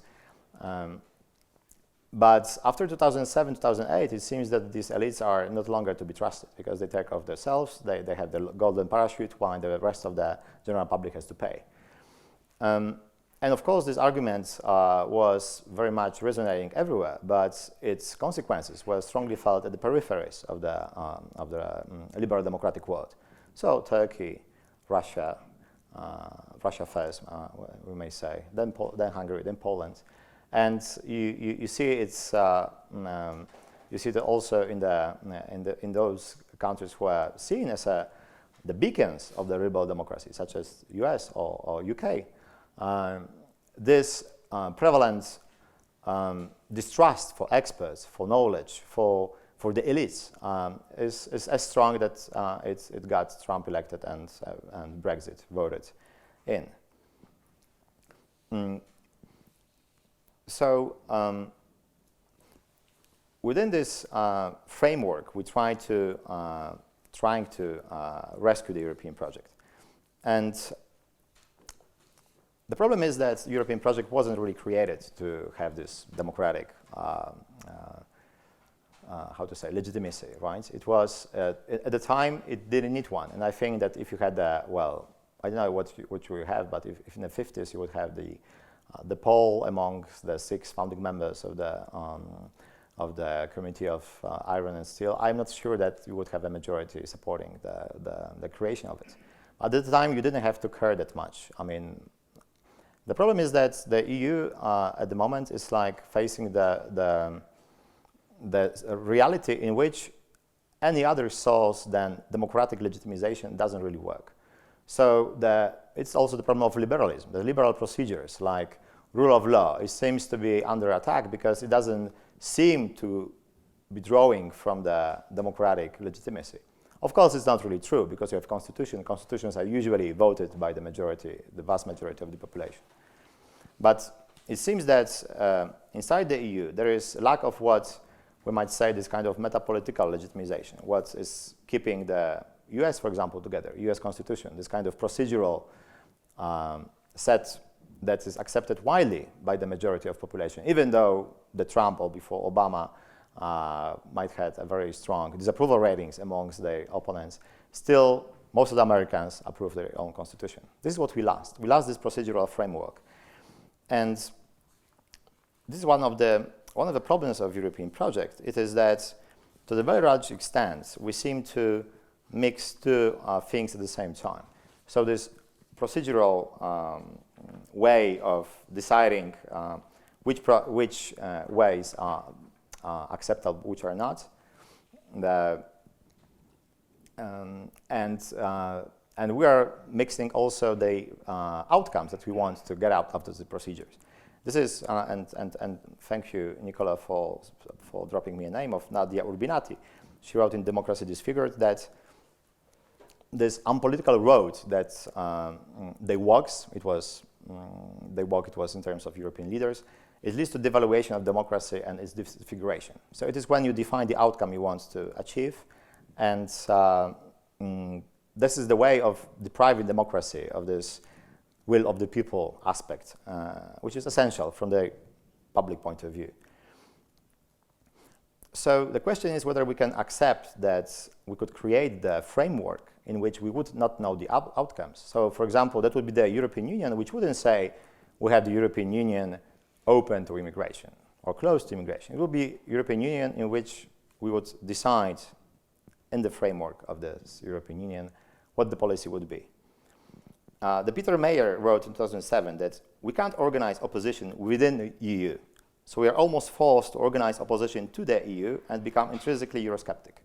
I don't really think that most of those who support, and it's especially clear in the countries which are still have favorable view of EU, like Poland, like a lot of Eastern European countries, they elect anti-EU nationalistic governments. It doesn't necessarily mean that those who vote for populists are populists themselves. This is Jan Werner Miller quote, and I think it's very telling. The question is whether we can convince even those who are against central EU policies, like, for example, trying to spread migrants across the countries, that we should make these decisions on the European level, not necessarily telling them what these decisions would be. So we agree for the process, we don't agree for the outcome. Because this is the only way to try to, if it's our goal to create and well, for the real European framework of making decisions, we can't tell the 30% or 40% of those who don't like certain values attached to this European project that, well, this is not for them. Even for Eurosceptics, in a way, that could be their way of deciding about things they don't like today. If you want to dismantle a freedom of movement, well, you can try, but try it on the European level, not just by destroying and blocking the European project on as a one or two or three blocking minority within the European Union. I know it will be very difficult because we associate Europe with a certain set of values. And for me also it is very difficult because I believe that we should try to fight back as a liberal project. But if our first point is survival of the European project, perhaps we should think about it in terms of being deprived of this normative agenda in the first place. But then once it's created, we can fight with our principles. So I don't want to drag on for longer because I believe that we still might have some time for conversation, and if not here, maybe over the wine. But can we think about Europe in terms of not limiting, containing as it was created, contain the famous saying, right, to keep Germans down, Americans in, and Russians out? Well, the problem is that Americans are basically getting out, Russians want to move in, and Germans are also going up, but are not still perhaps ready to use its power in the way that might be expected from them. The question is whether we can adapt the European institutions to move from this power containment to this power creation. Because also the European Union is very much, so from peace project to Europe power project. Also from being a project which is very skeptical towards nations. I don't intentionally, I didn't use the word nation state, towards nation. Is it possible, okay, put it other way. When you're fighting with the prevalence, with the major force, it's like you are against four. What you should do? The first thing you should do is try to get the strongest and fight the strongest one.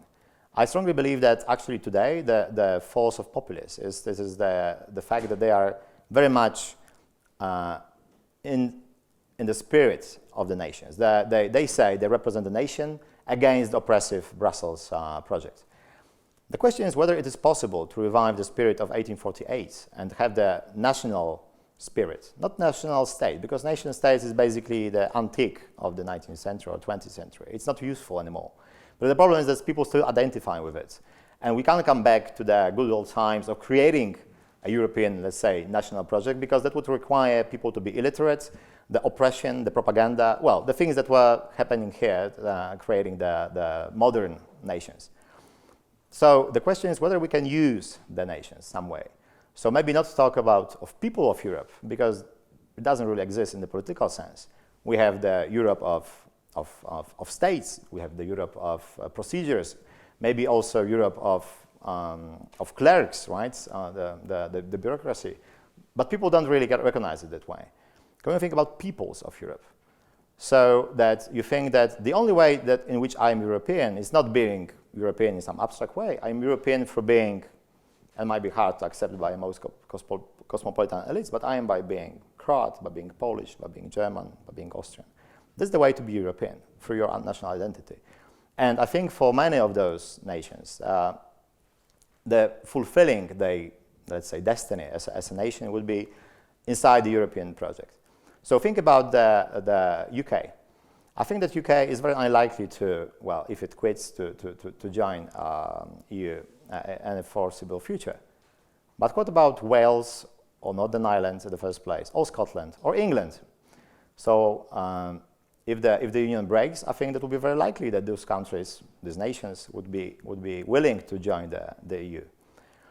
When you think about the way that UK worked, multiplying the powers of this certain parts, certain nations of creating the union, facing the Spanish invasion in the 18th century.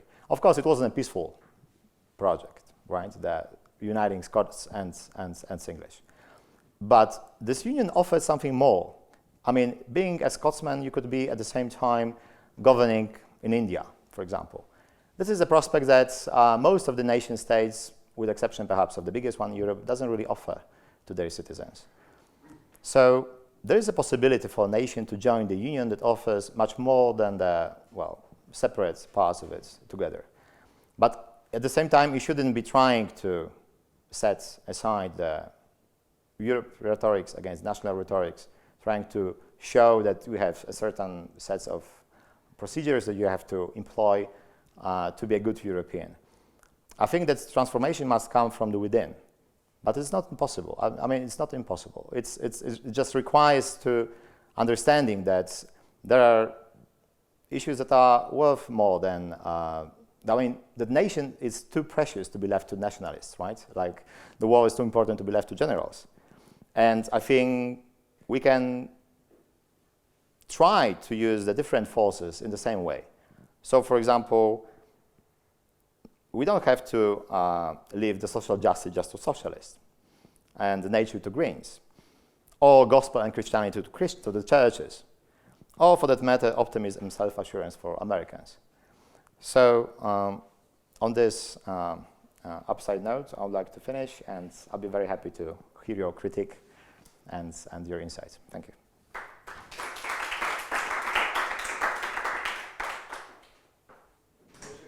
Thank you very much. Wow, lots there. Maybe a question or two before we go down for a glass of wine and cheese. And while you're thinking, I mean, there were lots of things to say, but the one thing I remembered was the Financial Times did a round of the countries before the Big Bang enlargement in 2004. I remember very well a quote from a Polish peasant. He was asked by the FT journalist, you know, are you going to vote for? He said, look, I'm against the European Union, but I'm going to vote for because I know it will benefit my children. And I think that sort of captures a lot of the of what you have said. Holly.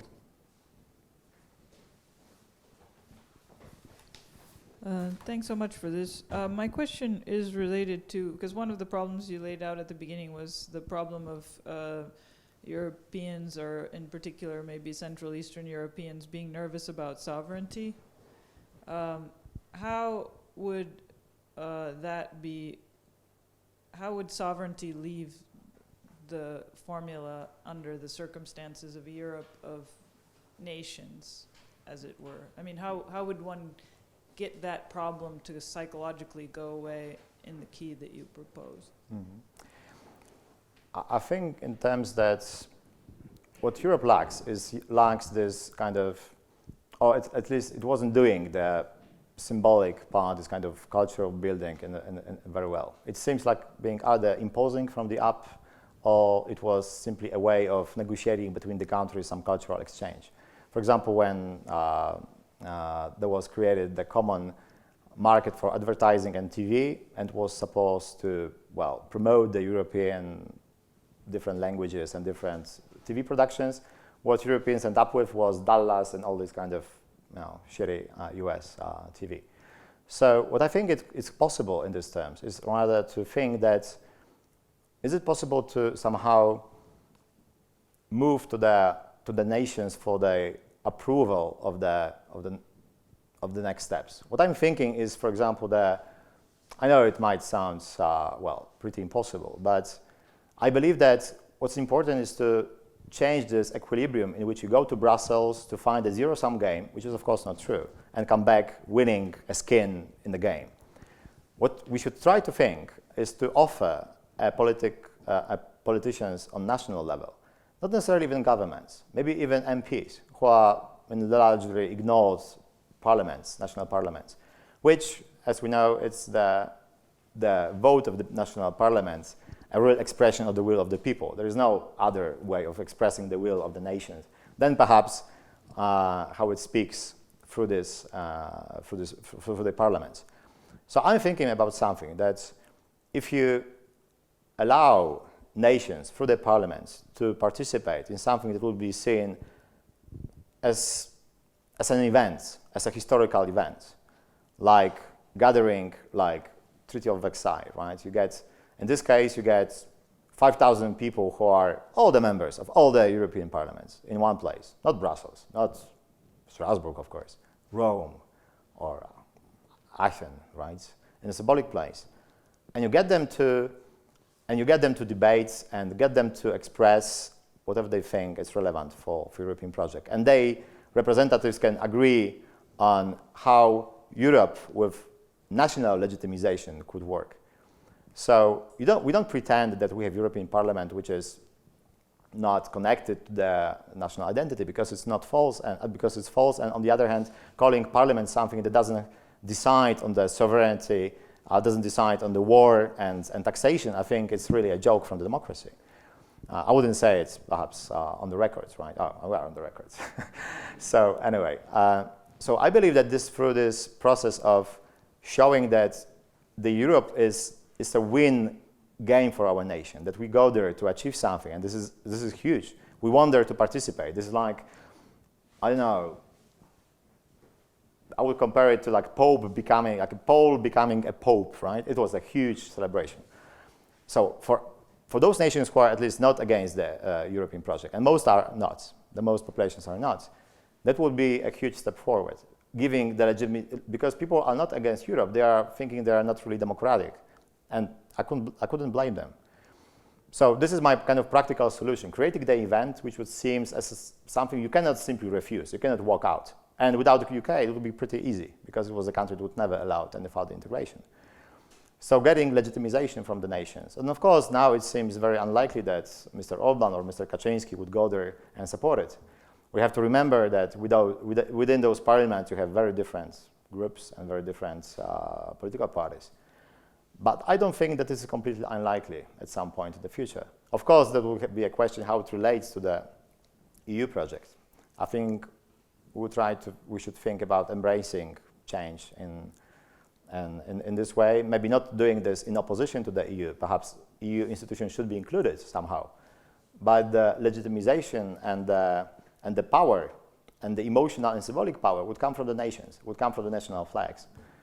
And they would have it would be very easy actually to decide, because I think only 2 countries would need referendums to approve these kind of changes later on. So you can do it on the spot. It might not happen in 10 or 20 years or even in my lifetime, but I think that this kind of things, this kind of events, I don't say this is a perfect one, but are the way forward for the European project when the time comes. Yes, please.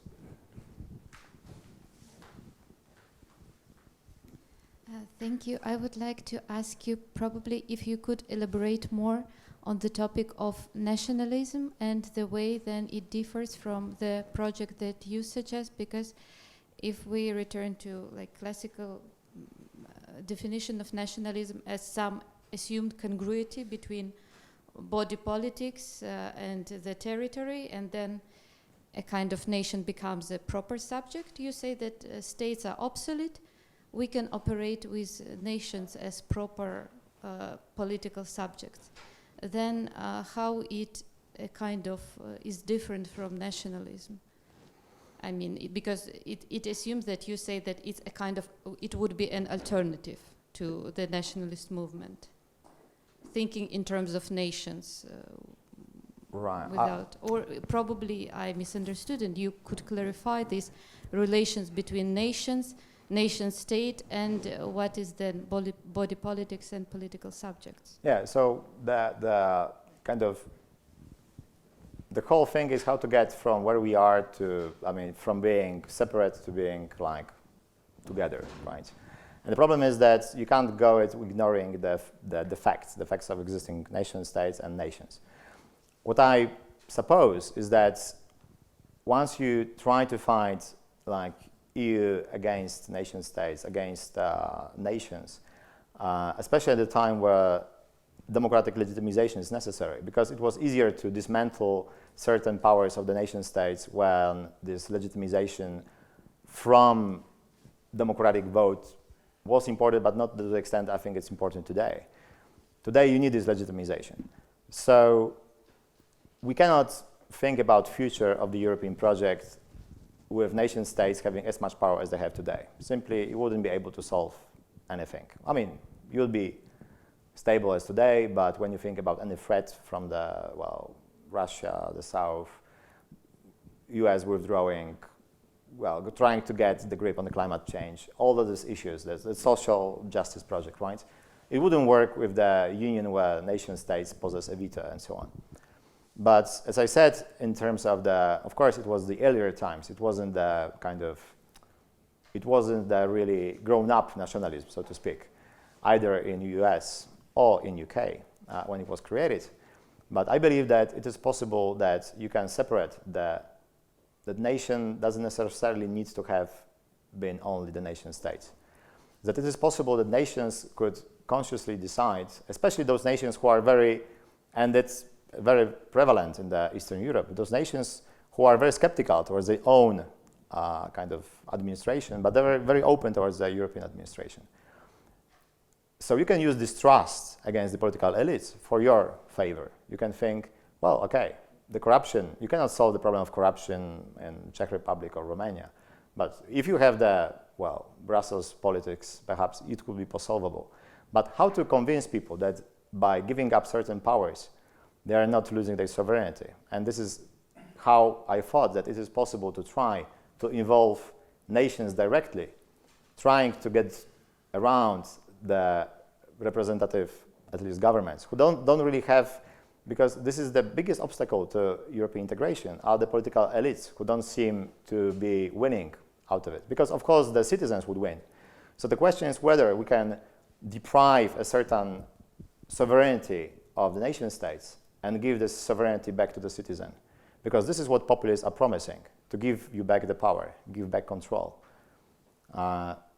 The only way to do this in reality, not in the fiction, is of course to getting to the higher level of body politics. I don't know if it can be pulled. I mean, I simply don't believe that it could be done in opposition to the national identity.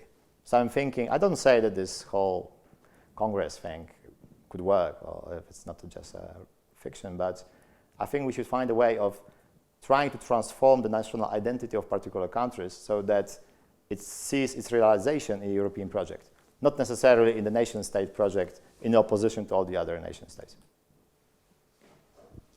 Okay, Bernd, last question. Very short. You mentioned the anti-US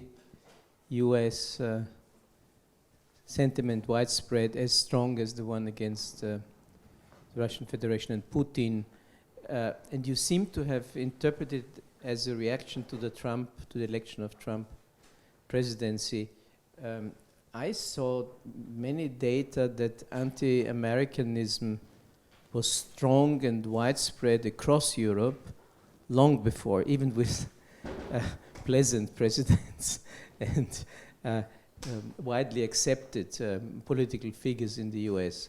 So both on the right and the left, actually traditionally stronger on the right, not just in France, and extreme right, of course, as well, but also on the left. So I wonder, do you have any time series data who could clarify this issue, whether it's a reaction to the most recent development, or is it a long-standing undercurrent, which have... Yeah, it wouldn't be difficult to get because, well, basically you've got this.